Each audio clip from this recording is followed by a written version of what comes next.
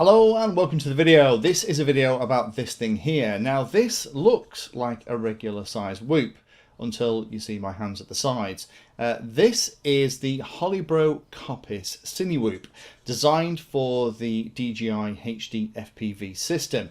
You can actually see the antennas stuck out here at the side, and we have these kind of 3D printed shrouds around the props and some flexible mounts for the camera as well. Now there's some really nice touches on this. In this video I kind of want to go and talk about the model, show you how it's all set up, talk about what it's like to fly.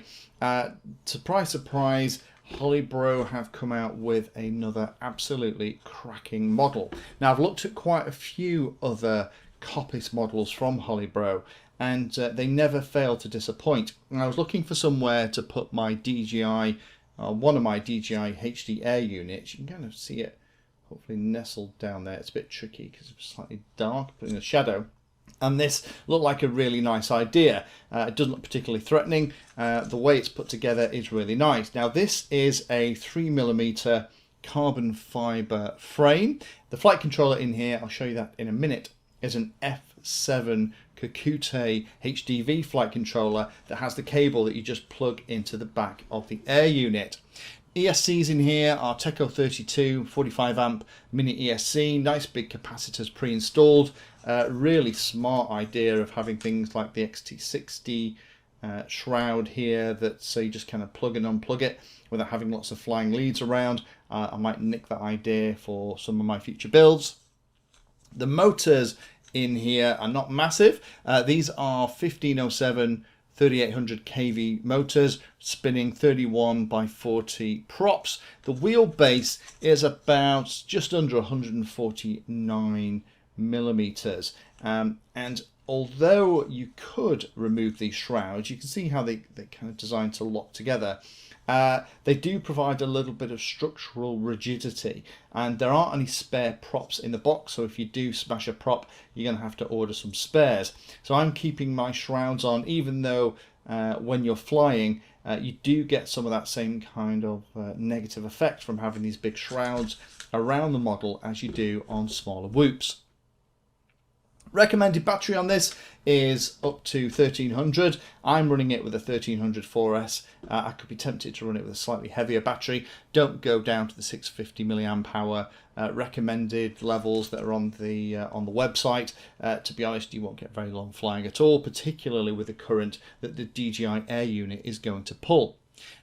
Now mine came without the air unit installed, so I'll show you how to do that in case yours is the same, because looking in the instructions, there aren't any instructions on how you do that. It isn't particularly complicated, but the thing I had to figure out was where the antennas had to go in those little bits there.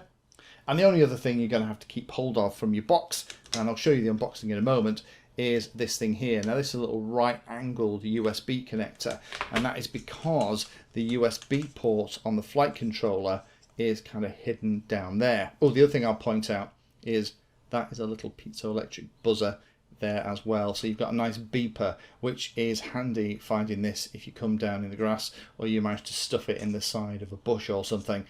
You'll be able to find it with that.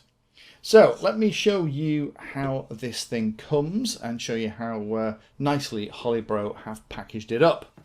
As usual, the unboxing experience of a Coppice is always a pleasant thing. It comes in this very nice box, but the real nice surprise is that it comes in a hard shell case. Well, semi-rigid, I suppose, rather than hard. Now, some people would complain that this is a waste of money on something like this, but bearing in mind this is about £170 without the air unit. The air unit is going to cost you about the same. Then you've got your SD card and your battery and other things. This is probably £400 when you get it in the air, so it isn't going to be cheap. So carrying it around and having it protected is probably going to be handy. The only other things that you get inside the box, you don't get any spare props, you don't get any of those kind of bits and pieces, is that USB cable that I talked about to get onto the USB port. And in fact, when I show you the Betaflight settings in a moment, you'll see that they've rotated the flight controller around so that the USB port is nicely accessible. There's a box of bits. In here are your TPU 3D printed mounts for the camera. There's also the battery pad and a couple of cable ties. And then there's a little list of all the spare parts that you can get in case you do accidentally break something. Now, of course, this doesn't have the air unit in mind. So let me just show you how to install that, because it isn't covered, surprisingly, in the manual. And it took me a moment. I had to kind of sit and think about it for a couple of minutes before it all made sense.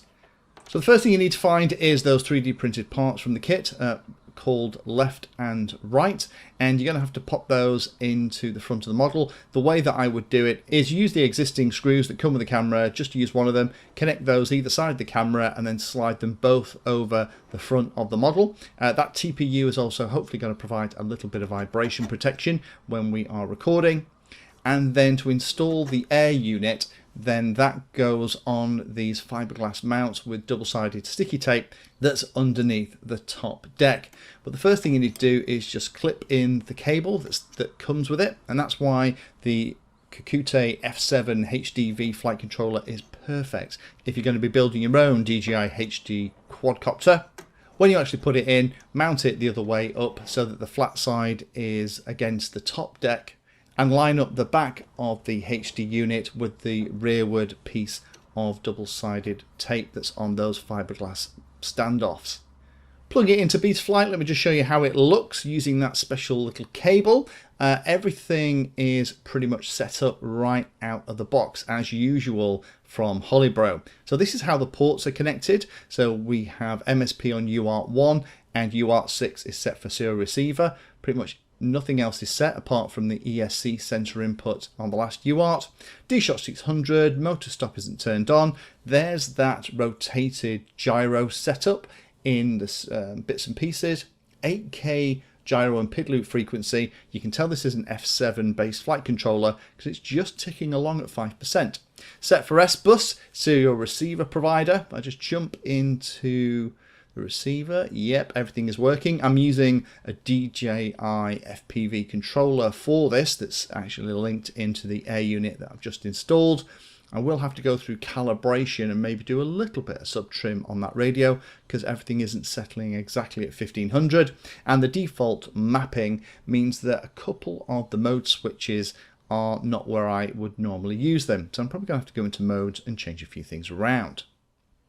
Modes look like this out the box, so we have an arming mode and a horizon mode. I'm going to change a few of these things around so that they correspond to the switches that are more natural from when I normally fly on my Taranis or something similar. I'm also going to add an angle mode, which isn't here by default. This kind of model is going to be great to fly outdoors, but also to fly indoors as well because of those prop guards. I'd still be a little bit careful. This isn't a particularly lightweight model, especially when you have the battery on top. If you hit somebody or something with it, then you're going to leave a mark compared to a regular little Cinewhoop that will sit in the palm of your hand. Also, turn on the beeper function because it is, as we saw, that piezoelectric buzzer, and that's a great addition to help you find it if you manage to bury it in the side of a bush. So let me quickly go through the other settings just to show you how it's come. Power and battery looks like that. Pretty standard stuff. Failsafe is set to drop, which is perfect.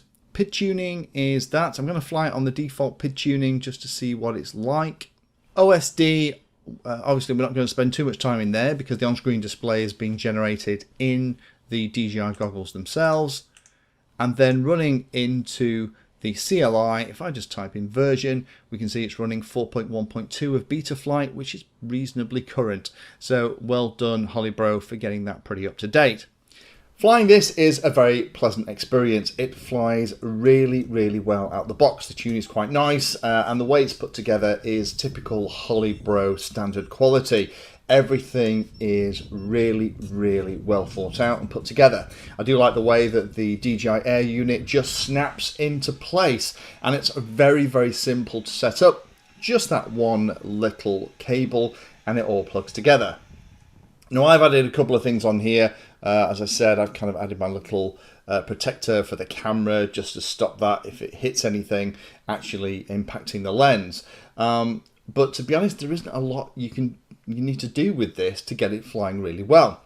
I do also like the fact that all of the 3D printed parts from Holybro are available to download and to print yourself. Now, my printer's behind me, and it's just nice to know that if I did break something, I could just print myself some replacement parts, and I'd like to see more of that from other manufacturers going forward, so that those of us that have a 3D printer, if you did break something, you just kind of press the button and you can get another one. Only a couple of little things to be aware of. Access to the USB is tricky. You need to use that right-angled cable to get in there, and to get the SD card in and out, it is possible, but you kind of have to use your fingertips to kind of get in between the vents or the covers for the props. Now, there aren't any spare props in the box, but then you're going to have to work pretty hard to break the props with these prop guards. The prop guards give this the same kind of characteristic as smaller whoops. Tend to catch the wind quite a lot, and what I found is when you're descending, you can get into quite a bit of prop wash, and that tends to mess up the HD footage that you're recording. Now, I've been flying this with a 1300 mAh 4S pack. I'm playing at the moment with larger batteries just to get slightly longer flight times. But if you are looking for somewhere or something like this where you can put your HD system in, it's plug and play, and it's a piece of cake to get flying, then this would absolutely get my seal of approval.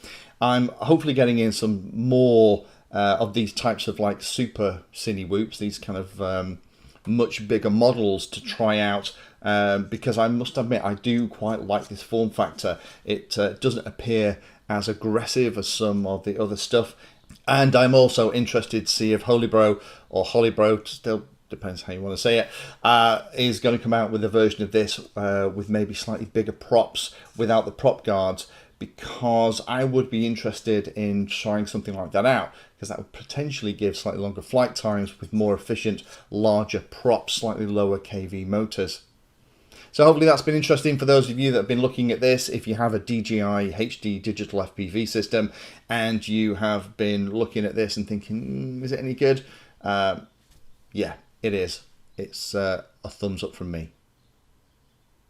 Thank you for watching my video and watching right to the very end. If you want to find out what I'm currently working on, you can follow me on social media by searching for Painless360 in the usual places. If you'd like to become part of the inner circle, then you can become a Patreon. Details are in the description and you get lots of additional benefits. Check out the playlist section on the channel too. I organise all of my videos into playlists, and it's called something like Introduction to or for Beginners. All of the content is aimed so that you can start at the very beginning, and it teaches you that subject, starting with simple principles and moving up to teach you everything you need to know.